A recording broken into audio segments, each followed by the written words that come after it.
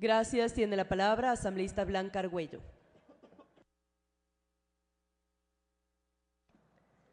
Gracias, señora presidenta, compañeros, compañeras asambleístas. Hay que reconocer un trabajo de la comisión, el haber trabajado en esta ley, una ley que creo que era necesaria para acoplarse a la Constitución que ahora está vigente. Yo quisiera referirme a algunos temas. Entre esos, creo que un puntual que quisiera hablar sobre el tema del alumbrado público y semaforización. Respecto al artículo 61 del proyecto propuesto, que hace referencia al alumbrado público, en el cuarto inciso establece que corresponde al consumidor o usuario final del servicio de energía eléctrica el pago del alumbrado público general, así como por el consumo de energía eléctrica del sistema de semaforización, alumbrado público, ornamental o intervenido.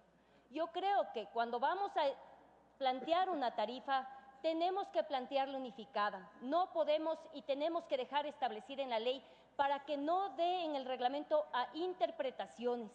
Eso quiere decir que no podríamos estar cobrando una tarifa por alumbrado público, otra tarifa por un alumbrado ornamental y otro por intervenido. Entonces, tenemos que unificar las tarifas y darle las competencias claras quién va a ser el responsable de cobrar estas tarifas. Si bien es cierto, los municipios son los encargados de hacer la regeneración urbana del alumbrado público en parques, plazas, jardines, pero tenemos que establecer claramente quién va a poner y especificar las tarifas para estos servicios. Y no podemos dejar suelta 3 tipos de tarifas, tenemos que unificarlas. Otro de los puntos, compañeros, a los que me quiero referir, y este es un tema muchísimo más que pasa a lo social y que debemos recoger y debemos plantear claramente dentro de la ley, es el tema de la exoneración para las personas adultas mayores y las personas que tienen discapacidad. Claramente en esta misma asamblea, en este mismo parlamento, se aprobó la ley del anciano, en este mismo parlamento se aprobó la ley de discapacidades. Son derechos adquiridos no solamente por la ley, son adquiridos por la Constitución. La Constitución del Ecuador claramente manifiesta en el artículo 37 que las personas con discapacidad y las personas adultas mayores son de prioridad, de atención prioritaria para el Estado. No estamos hablando de cualquier ciudadano y cualquier ciudadana. Por eso creo que en este momento tenemos que basarnos en la Constitución para respetar ese derecho adquirido, porque es un derecho adquirido por estas personas, reconocidos por todos y todas los ciudadanos cuando votamos mayoritariamente con más del 80% por esa Constitución. Respetar esa tarifa del 50% no solamente es un tema de dádiva del Estado o de costo para el Estado, es reconocer que tienen ese derecho.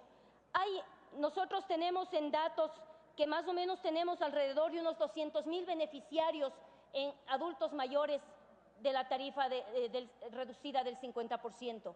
Eso quiere decir, cuando hablamos de esta tarifa, que ha habido, obviamente, personas que han hecho mal uso de la tarifa.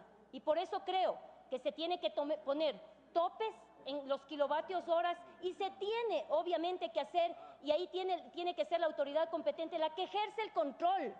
No podemos por ley quitar derechos y crear leyes para quitar derechos y con esa excusa para ejercer el control. No podemos hacer eso. Tenemos que hacer efectivos los derechos que están consagrados, vuelvo y repito, en la Constitución, en los derechos adquiridos de estas personas. Nosotros tenemos claro que hay personas con discapacidad que quién sabe hasta necesitan más de los kilovatios horas que están contemplados en la tarifa de la dignidad. Si pensamos en alguien que tiene discapacidad en la costa ecuatoriana y tiene que pasarse un día entero en un colchón acostado, ¿sí? Necesita el aire acondicionado las 24 horas del día. Quiere que nosotros analicemos el tope de la tarifa. No podemos únicamente basarnos a la tarifa de la dignidad para dar subsidio o para dar un costo preferencial a estas personas. Tenemos que hacer un análisis mucho más exhaustivo y por eso yo creo que ahí la tarea que haremos nosotros y también que le pedimos a la Comisión es que revise los estándares, la cantidad de kilovatios hora que consume una persona, especialmente una persona con discapacidad, que creo que es fundamental y es de las personas que nosotros tenemos que defender en este Parlamento. Hay otro tema también en el que me quiero referir, es que estamos, cuando hablamos en el sentido de la técnica legislativa, no es función de la Asamblea Nacional derogar normas jerárquicamente inferiores a la ley, como es en el caso del Acuerdo Ministerial 151. El Ministerio de Energía y Minas, cuyo origen nace como consecuencia de la Ley del Régimen del Sector Eléctrico, en cuyo artículo 22 se dispone la creación del SENACE, la ley que ya se deroga mediante este proyecto que se está debatiendo y, por consiguiente, al no estar vigente el mencionado acuerdo ministerial, deja de tener validez legal. En derecho las cosas se hacen como se deshacen y corresponde al Ministerio del Ramo derogar dicha norma una vez que la ley que le dio fundamento deja de existir. Por consiguiente, se debe eliminar del listado de normas derogatorias del proyecto del acuerdo ministerial en cuestión. Eso yo creo que es algunos de los aportes y otros de los aportes que creo convenientes en temas.